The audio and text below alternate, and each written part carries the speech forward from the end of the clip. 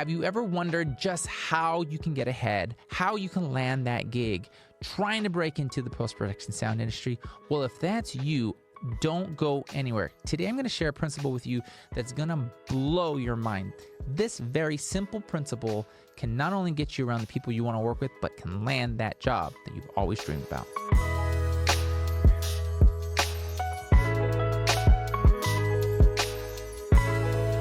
Hey friends, welcome to another episode of Mastering Post-Production Sound. My name is Joel. I'm a sound re-recording mixer. I've been part of the post-production sound industry for the past 16 years, and I'm here to help you navigate the murky waters of the post-production sound industry. So when I first started my journey into post-production sound, I didn't know anybody. The only person I thought about going to talk to was an adjunct professor at one of my junior colleges that I went to school. I say one, but it was the only one because I went to a university after as well. But this adjunct professor said, "Oh, you want to get into post-production sound? No problem. Here's a mix magazine. There are a bunch of names and studios. Go check it out." And so really, that's how I started. I just started cold emailing people, right? I didn't realize that there was going to be a path that if I knew the right people and I got around the right people and I was in the right sort of places, that I can make an impression and I can actually start to gain credibility with people and people would start to vouch for me. I didn't know that that was a path. And so today I want to share with you about the proximity principle, okay? I read this book by Ken Coleman and this book is basically based on this principle. The principle says this. The principle is the idea that in order to do what you want to do professionally, you should be around people who are doing it and places where it's happening. So, how do we translate that to our industry? When I think about the proximity principle, and this is what I try to tell people now, think about this. If you want to work in post-production sound, the best place for you to be would be in a post-production setting. So, working around people who work on audio for TV and film, working on set with those who are recording production sound. So, if you want to break into the industry and you want to mix, you want to sound design, you want to edit, you want to be part of anything involving sound for TV and film, the best place to do it is to be around it, to be at the studios, right? So, with the proximity principle, after reading this and going through the principles, I realized that a lot of it's very simple. And so I want to share with you what these basic 4 principles are, right? It's the people, the places, the practices, and purpose. So number 1, people. Surround yourself with the right people who can mentor, guide, and inspire you. This includes professionals in your desired field, mentors, and peers. So if you think about it, think about the people that you admire in this industry. Who are the mixers, the editors, the supervisors? Who are those people? Have you ever thought, like, gosh, I would really want to work with Ben Burt, or I really want to mix with, Gary Rizzo, or any of the number of big people in our industry? Have you ever thought about that?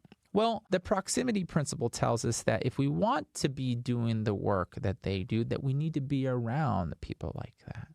So, if you have a desire to work in this industry, my recommendation would be to get around those people. How do you get around those people? Well, you got to create relationships with those kind of people.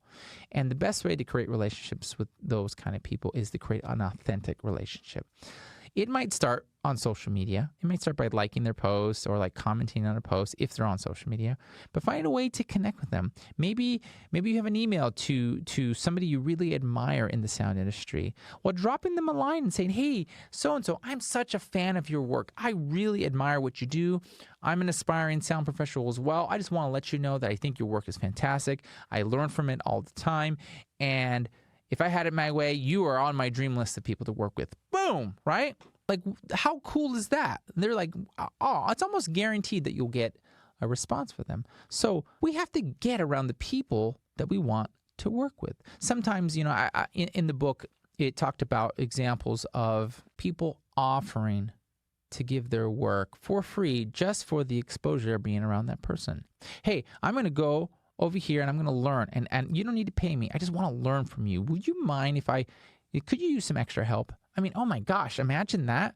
Like, It's very uncommon, which is why when you hear this, you might be like, hey, no, I don't want to give my work away for free, right? But there is somebody who is out there who is willing to put in the time, even for free, to help somebody out in the sound world, without getting paid, for experience, for being around that person, being helpful. Now, it's very uncommon. We don't see it. And so you might be like, nah, that won't happen. Somebody's willing to do that. I guarantee you somebody's willing to do that. So how do you get around those people, right? You try to make some kind of authentic connection. So the next one is places. Put yourself in environments where what you want to do is happening. This could be companies, events, organizations related to your field. So think about it. What we do in sound, where are the places where the magic happens? Think about it. It's the big studios. Yeah, maybe it's Disney. Maybe it's working at Sony.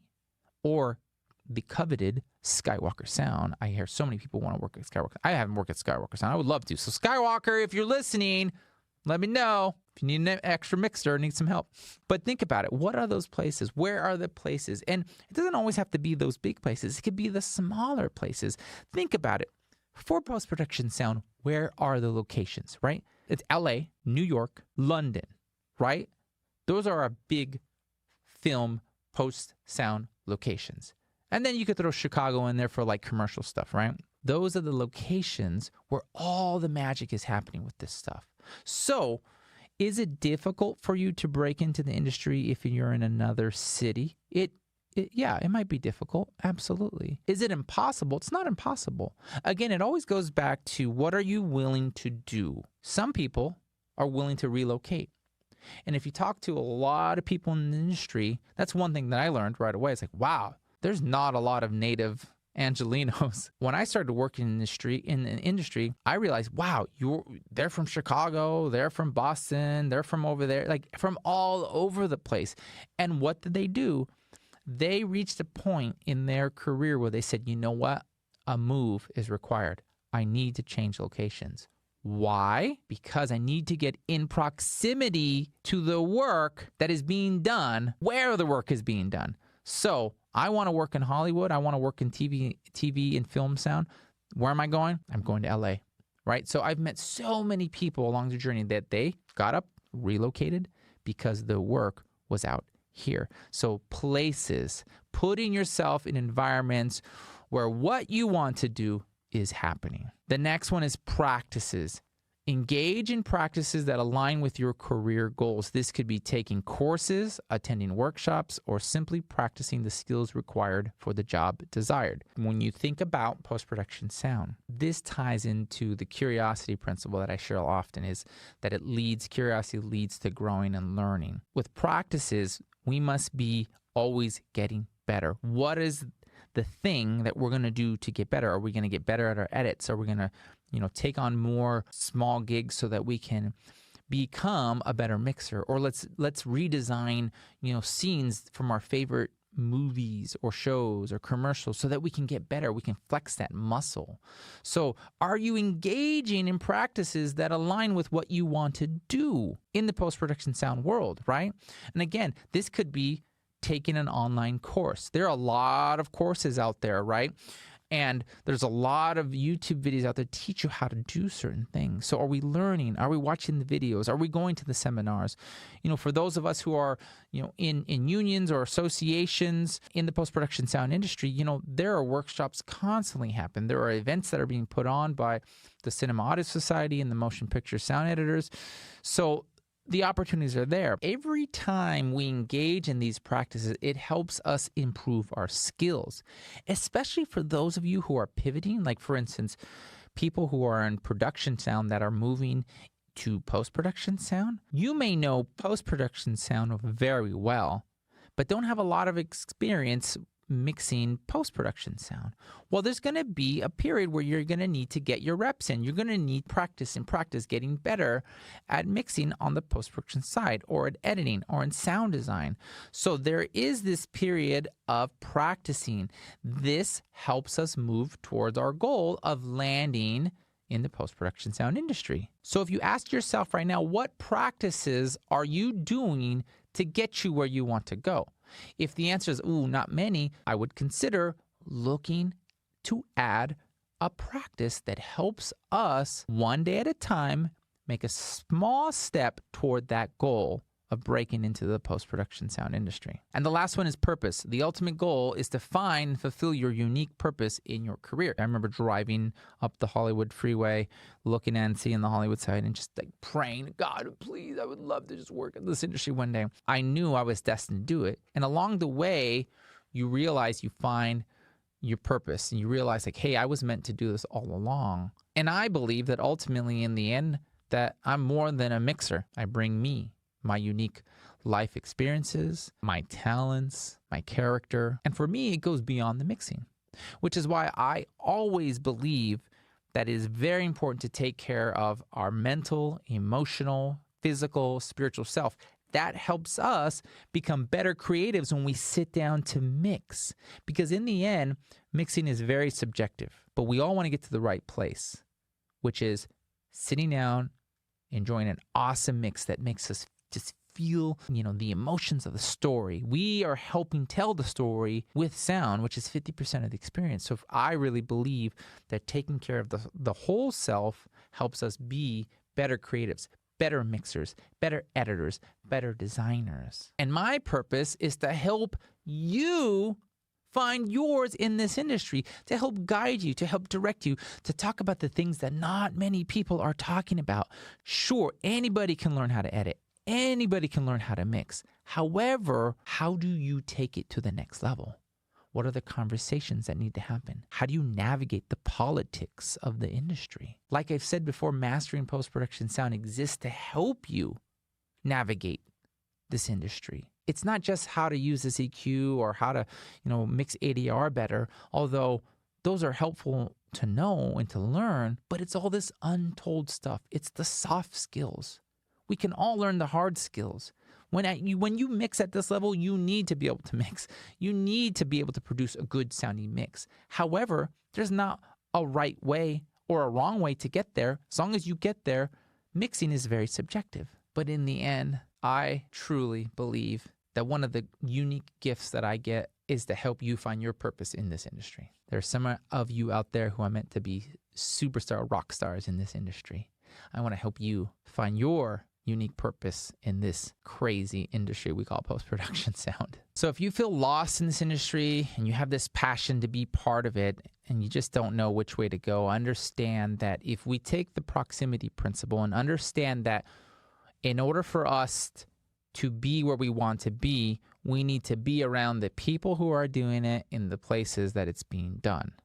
If you grasp that concept and understand that you can accomplish that through finding the right people to either mentor you or to coach you, to teach you, putting yourself in the environment where you want to be, aka studios, facilities, post sound houses, and then practicing, engaging, making sure that you are actually sharpening your skills so that when the opportunity comes, you'd be ready. And the crazy thing is that along the way, you discover your purpose in this whole entire industry. So I hope using the proximity principle can help you land your dream job. I know that for myself, I've experienced all of these principles. I had people that mentored me, people that took me under their wings, said, hey, listen to me. Don't listen to them. I'm going to teach you the right way to do this. Got around it, being around the small mom and pop post-production houses, and then eventually working my way up, and then being able to travel and mix, and then ultimately finding my purpose in this. Because like I said before, I'm more than a mixer. So if you're new to the post-production sound industry and you feel like I did back in the day, not really having any connections, not knowing, I have a gift for you. It's my free PDF. It's called The Insider's Guide to Navigating the Post-Production Sound Industry. It's the 5 core principles that I learned along the way. My gift to you. All you have to do is go to masteringpostproductionsound.com/insidersguide to download your free copy. Trust me, I've been there before. I know what it's like, and nobody should have to navigate this industry alone. So that's it for today, friends. Thanks for joining me in this conversation. If you're new to this channel, be sure to click the subscribe button and click that notification bell so you don't miss any episodes in the future. I'll see you in the next episode.